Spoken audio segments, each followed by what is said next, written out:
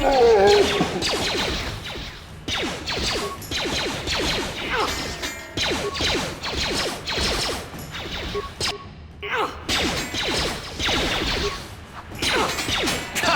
you like that?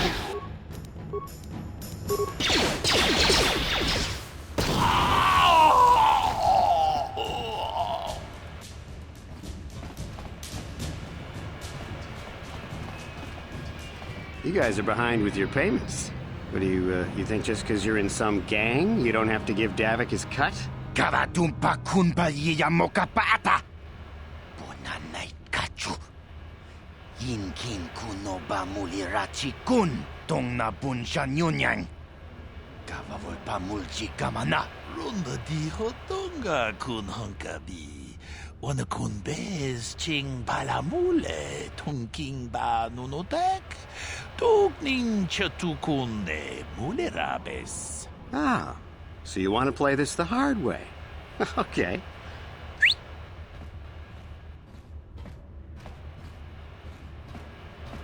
Tunipudu! Rana no prata dungno sercha ichua penki. Watana wama mulera. Kenchun jubashak. Nova bule muleraji. Jonitun turji chiwi itado. Bola una dichek. Balamure slimo wanga kun bisching. I knew you boys would see reason. Now get out of here. Too bad. I was looking forward to cracking some heads. Maybe next time, Canderous. I better get this over to Davik. I'll call you if anyone else gets behind on their payments.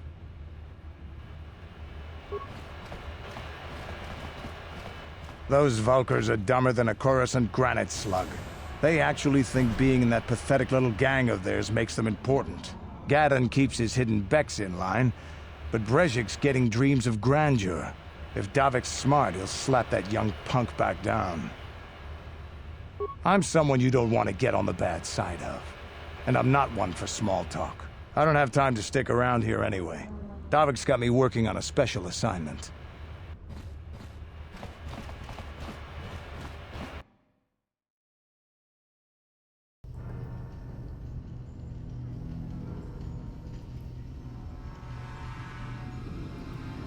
Chiwi aita ka chong chicha. Agi inko tune chuna muri ra. Tangi wama jiko na. Tonki pa nonku nek abog. Chiyokaku. Kinba muli ra dwanaji. Kuyami juski ichika nai. Uba baska dwana chichopa muska. Jiska da soki kupa bona na chachu. There's a bounty on your little green heads. I'm here to collect. Just cronky to patslimo. Chi itakanki chana kilikon. Kinba muli ra dwanaji. Kinba noku nikset abog. That's the plan.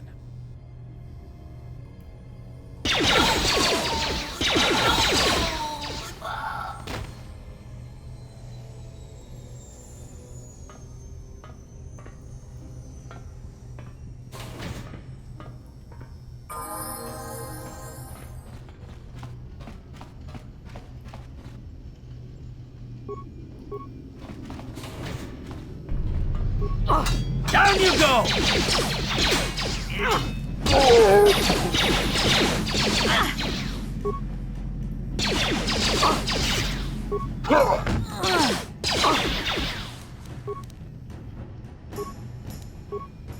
Ready? How'd you like that?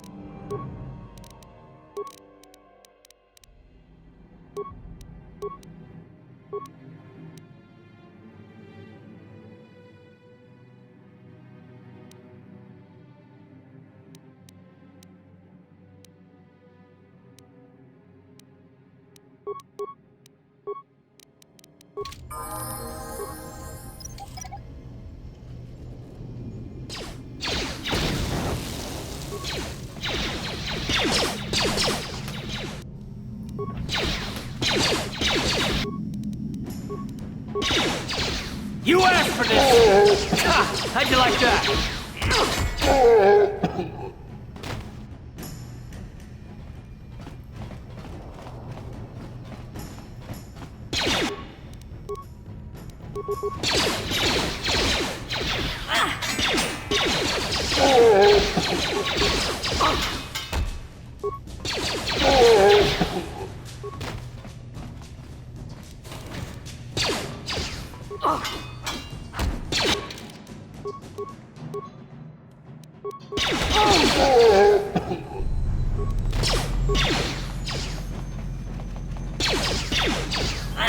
How'd you like that?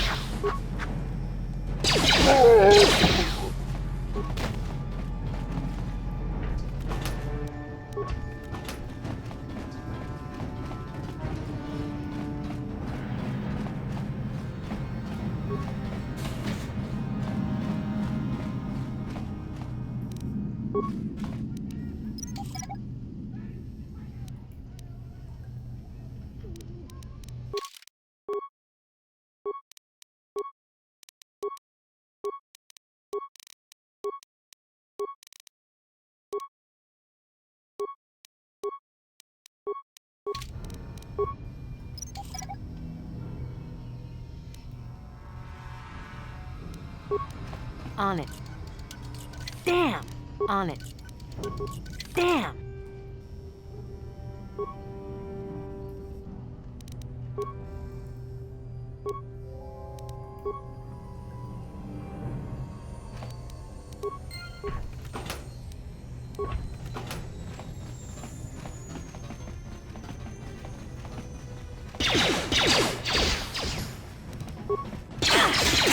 How'd you like that?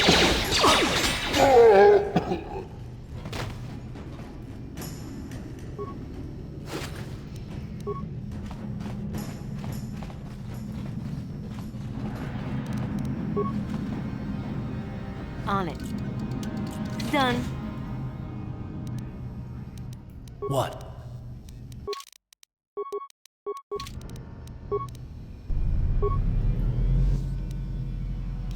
I'm here. Stop right there, or I'll give you a blaster shot right between the eyes. Now, what are you doing here? You're a fool if you think you can collect the price on my head. Now you'll see why I'm the most dangerous assassin on Taris. Ready?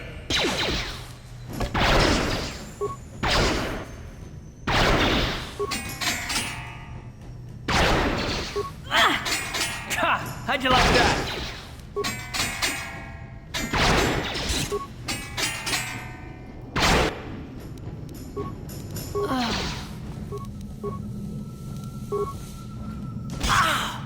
Ha! How'd you like that?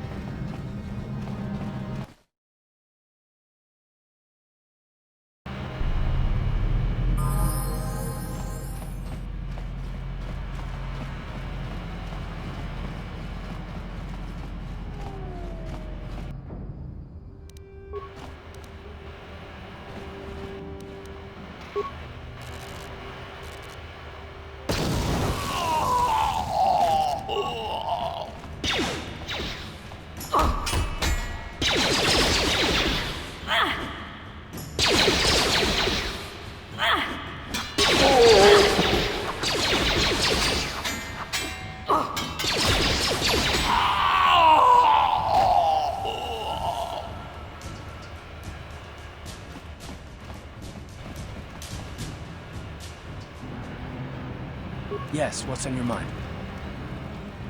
I'm all ears, beautiful. A little bit touchy, are we? Is there something else you'd prefer I called you? Don't get yourself in a twist over it, gorgeous. I didn't mean anything by it. Oh, for crying out... Fine. If it'll make you feel better, you call me something. Go ahead. Come on. I can take it. Is that it? You can do better than that. Ouch. That is better. Well, I bet beautiful doesn't sound so bad in comparison now, does it? Guilty as charged. I bet you still have those questions in mind, though. Are they really necessary? No, I don't have a problem with it, really. Go ahead and interrogate me. No, I was just joking. Though you do seem to be full of questions. It's rather refreshing, to be honest. Let me ask you something first, though. I've been going through the battle aboard the Endar Spire over and over in my head since we crashed. Some things just don't add up for me. Maybe you could tell me what happened, from your perspective. True. Bastila is as powerful as I say. She's the one who defeated Darth Revan, after all. I guess that no Jedi ability, no matter how powerful, makes up for being completely surprised and outmatched. We didn't choose that battle anyway. It got forced on us. Hell, I'm just as surprised that any of us are alive to talk about it. Come to think of it, it's more than a little surprising that you happen to be here, isn't it? I mean, just what is your position with the Republic fleet anyway? Not at all. I just think it's a bit odd that someone who got added to the crew roster at the last minute just happens to be one of the survivors. Don't be ridiculous. You've more than proved yourself since the crash. We wouldn't have made it this far without you, but still. No? Well, maybe. Don't get me wrong, it just seems odd that someone Bastila's party specifically requested to transfer aboard happens to survive. The Jedi requested numerous things when they came on board. But hell, they practically took over the ship, as far as I could tell. Considering your connection to Bastila and the Jedi, whether you know it or not, your presence here seems a little convenient. I'm probably wrong, and this is probably nothing, I know. I learned a long time ago not to take things at face value, however, and I hate surprises. I mean, I have to expect the unexpected, just to be safe. Look, it has nothing to do with you personally. I don't trust anyone, and I have my reasons. And no, I'm not going to discuss them, so can we just keep our mind on more important things? Good. Like I said before, I prefer action to talk anyway.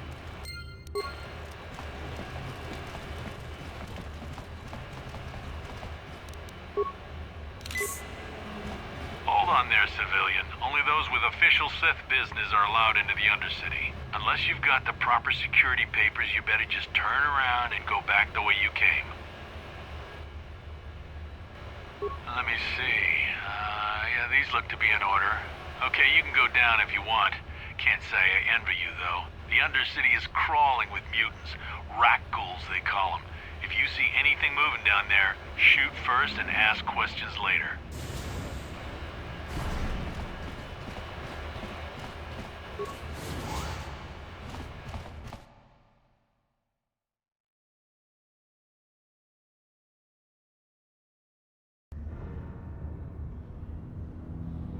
You there, Upworlder! Anyone using this elevator has to pay the toll. Yeah, this is our elevator. If you use it, you gotta give us something. I don't believe this planet. Even the beggars are trying to shake us down. 5 credits! That's what it costs to use our elevator. 5 credits!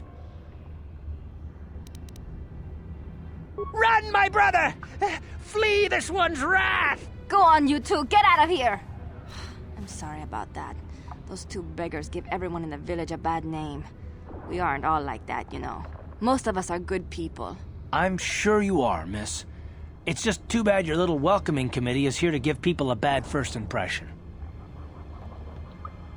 My name is Shalina. You're from the Upworld, aren't you? I've never seen it. I was born here in the Undercity. Is it as nice as they say up there? Not to you, I suppose, but you're probably used to its beauty by now. I've never been to the surface, but sometimes I think I can see it in my dreams.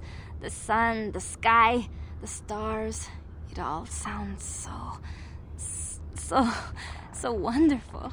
Gendar, the leader of our village, tells me I should spend more time trying to improve things down here and less time dreaming about something I can never have. Maybe he's right. You probably think I'm a fool, having dreams of a place I've never even seen. But when I was little, Rukil used to tell me stories of what it was like up there. Rukil's the oldest man in the village. The kids call him Rukil Wrinkleskin, but he's a kind man. He used to tell me the greatest stories when I was a little girl. I still like to listen to his tales about the Promised Land, even though I know they're just legends, but it helps to make the Undercity seem less dark somehow. It's just a story to make little children smile. Rukil believes in it, though. Sometimes I can almost believe it myself, but then I look around and see the ugly truth.